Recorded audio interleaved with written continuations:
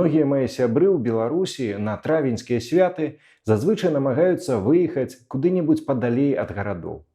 І галоўная прычына, якая штурхае іх на гэтыя штогадовыя ўцёкі, зусім не памкненне папросту адпачыць на прыродзе альбо занурыцца ў вясковае ці хутарское жыццё. Зусім не. Папросту мае сябры, як і я, цярпець не могуць пабедабесія, якое ў гэтыя дні традыцыйна акупоўвае літаральна ўсю краіну.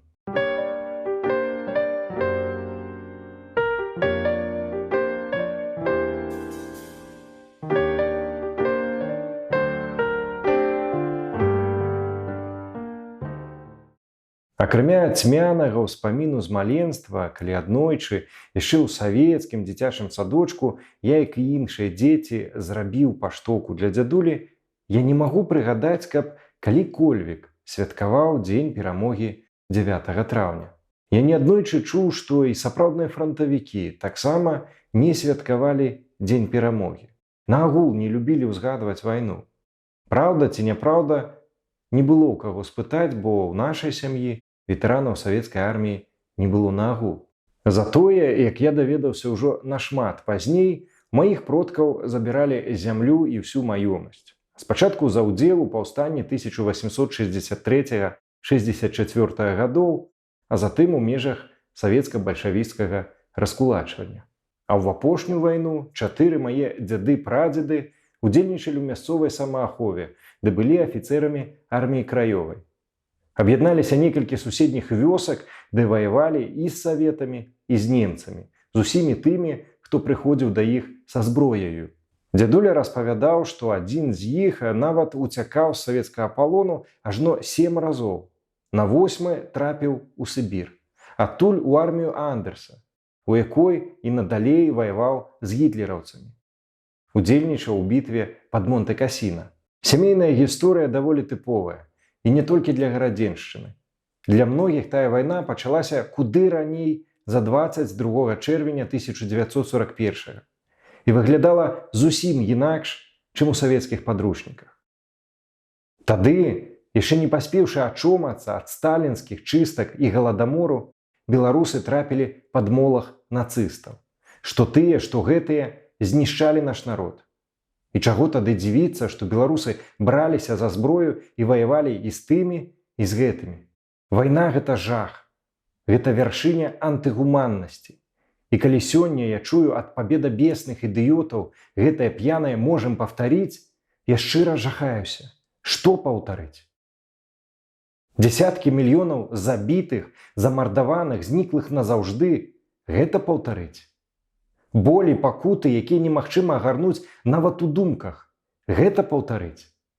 Кожны 3 забіты беларус. Гэта паўтарыць. Ідыёты. Пабедабесныя ідыёты. І самае прыкрае, што гэтае «можам паўтарыць» сапраўды паўтараецца.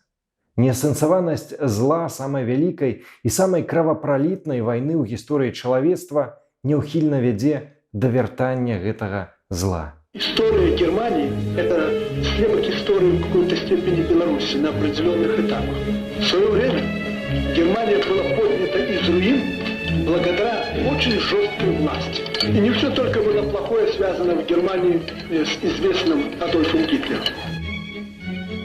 Я подчеркиваю, что не может быть в каком-то процессе или в каком-то человеке все черное или все белое. Есть и положительное. Гитлер сформировал мощную Германию благодаря сильной президентской власти. Ведь немецкий порядок формировался веками. При Гитлере это формирование достигло наивысшей точки. Это то, что соответствует нашему пониманию президентской республики и роли в ней президента. Что я не заявлял? Я о Гитлере говорил. Фашист был у власти. Идиот самый настоящий был у власти, который уничтожил столько народа. Но объединили нацию. Объединили путем жесткой власти на этом этапе. Результат дало? Неасэнсаванае зло вяртаецца, здавалася б, неўпрыкмет. Спачатку гэта папросту неадэкватны, пляшывы аматар Гітлера і Сталіна адначасова. Затым перапрананне міністра ўнутраных справаў у форму НКУС. Летнікі для беларускіх дзетак, арганізаванай казакамі ды іншай крамлёўскай пошасцю. Лінія Сталіна, рэстарацыя на ўскрайку курапатаў пад Менскам, стадыён на калісьці самых вялікіх у Еўропе жыдоўскіх могілках у горадні. Ну а затым карныя аперацыі супраць рома, палякаў, беларускамоўных, анархістаў ды іншых групаў насельніцтва.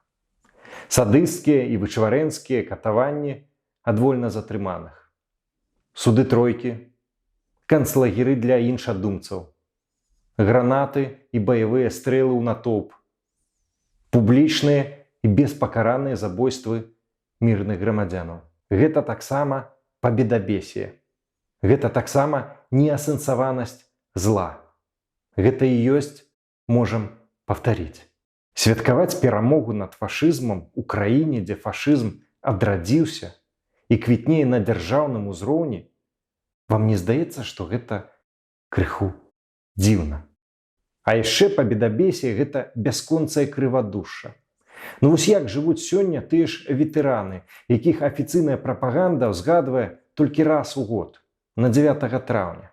А калі і згадвае часцей, то толькі каб прыкрыць міфічнымі зваротамі ветэранаў свае чарговыя дэбільныя пастановы. Хворыя і забытыя. Нікому, акрамя сваякоў, не патрэбныя.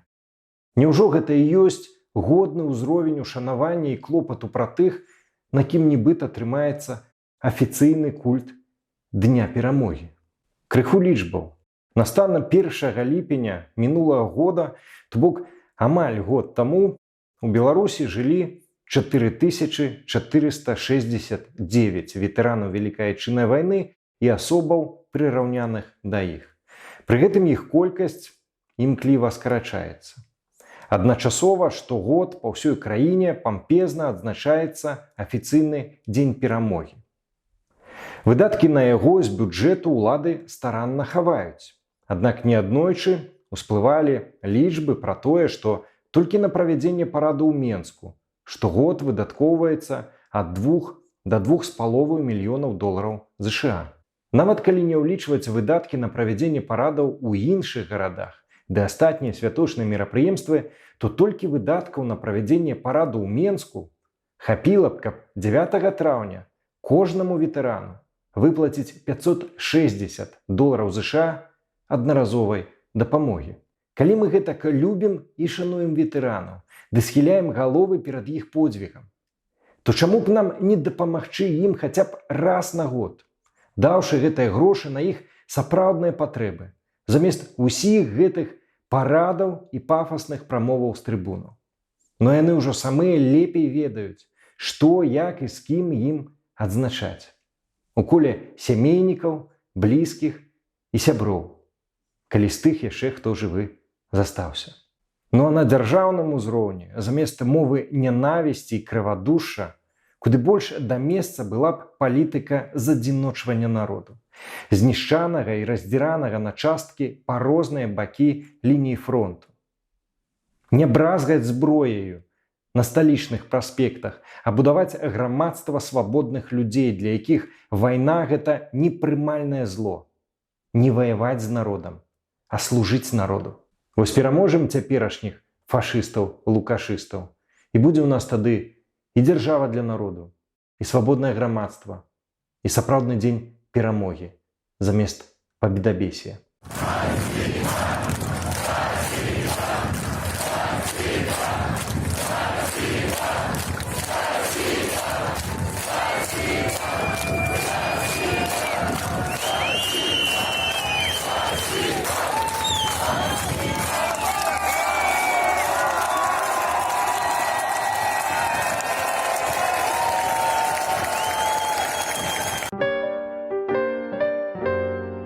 Ну і па скрыптум. Рыхтуючы гэты выпуск, я разважаў над тым, як перакласці расійскае пабедабесие адным словам у беларускую мову. Пабеда – гэта перамога. Бесіцца – гэта шалець, вар'яцець. То бок паасобку мы маем словы перамога, а таксама шаленства і вар'яцтва. Ну і яшчэ пасуе тут цемрашальства. Аднак вось узяць увесь гэты пераклад і ўкласці ў адно слова у мяне аніяк не атрымліваецца. Нагул з перакладамі гэтак бывае, здараецца. Калі, да прыкладу, мы маем справу з паняткам чужым нашай мове, чужым нашай ментальнасці. Шаленства, вар'яцтва ці мрашальства пад сцягам перамогі. Гэта не нашае, не беларускае. Нашае ніколі зноў, адвечнае беларускае, абы не было вайны.